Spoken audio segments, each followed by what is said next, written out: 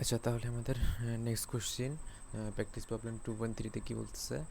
A resistor absorbs in instantaneous power of 20 cos square t milliwatt when conduct when connected to a voltage source V is equal to 10 cos t.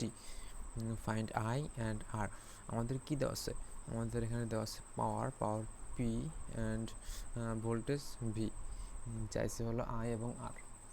আচ্ছা, তাহলে আমরা শুরু করি। আমরা জানি কি power P is equal to V into I. Power হলো voltage এবং কারেন্টের গুণফল। আচ্ছা, আমাদের ভোল্টেজ দেওয়া আছে, পাওয়ার দেওয়া আছে, এখান থেকে আই পেয়ে যাচ্ছি। I is equal to P by V. আচ্ছা, এখানে পি কত দেওয়া ছিল? পি দেওয়া ছিল 20 কজ স্কোয়ার টি, আর মিলিওয়াট যেহেতু 10⁻³ আর নিচে ভি দেওয়া আছে 10 cos t, তাহলে 10 cos t। এখন 20/10, আচ্ছা এটা যদি ভাগ করি 20/10 কত আসে 2, আর cos square T by cos t, শুধু cos t থাকে, আর 10⁻³ তো থেকে যায় সাথে,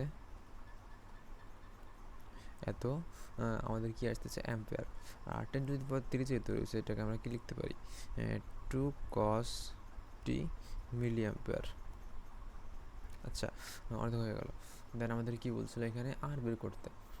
আর কেমনে বের করে আমরা কি জানি? আমরা জানি হলো, আচ্ছা আমরা জানি কি ওহমসের ল অনুযায়ী V is equal to I R. আচ্ছা, V is equal to I R, তাহলে আমরা কী পাবো এখানে?